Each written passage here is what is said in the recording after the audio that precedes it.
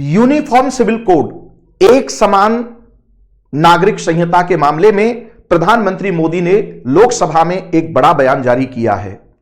उन्होंने कहा कि संविधान सभा में व्यापक विचार विमर्श के बाद यह निर्णय लिया गया कि यूनिफॉर्म सिविल कोड के मामले में जो चुनी हुई सरकार आए वो इस पर निर्णय करे और इसे लागू करे। डॉक्टर भीमराव अंबेडकर ने संविधान सभा को संबोधित करते हुए कहा था कि पर्सनल लॉ खत्म होने चाहिए। संविधान सभा और प्रारूप समिति के सदस्य के.एम. मुंशी ने भी यह कहा था कि यूनिफॉर्म सिविल कोड राष्ट्र की एकता और आधुनिकता के लिए आवश्यक है। मोदी आगे कहते हैं कि सुप्रीम कोर्ट ने भी बार बार यह कहा है कि सरकार यूनिफॉर्म सिविल कोड यथाशीघ्र लेकर के आए।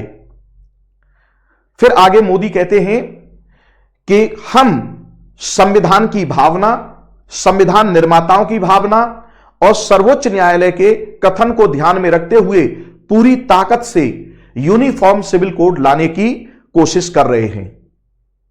यहां यह जानना जरूरी है कि यूनिफॉर्म सिविल कोड कहते किसको हैं।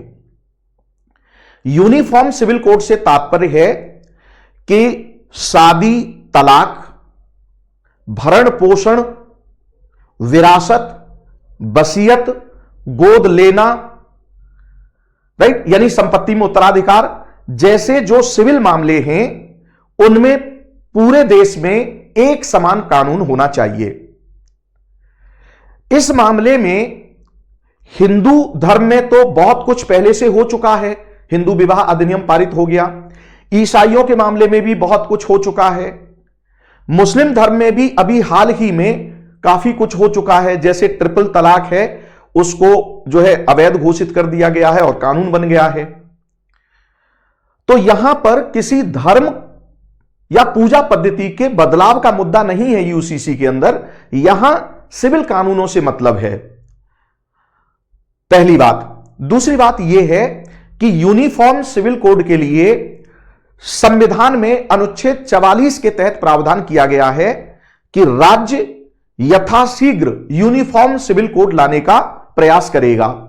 और यहां राज्य का मतलब है अनुच्छेद 12 के अनुसार केंद्र सरकार और केंद्र की संसद अगर वो कानून बनाती है तो पूरे देश में लागू होगा। वहां राज्य का मतलब यह भी है कि राज्य सरकार और राज्य विधानमंडल, तो राज्य सरकार अगर कानून बनाती है तो वो केवल उस राज्य में लागू होगा। तो अभी तक केवल गोवा एकमात्र ऐसा राज्य है जिसने यूसीसी को लागू किया हुआ है। और अब मोदी सरकार प्रतिबद्ध है यूसीसी विधेयक लाने के लिए।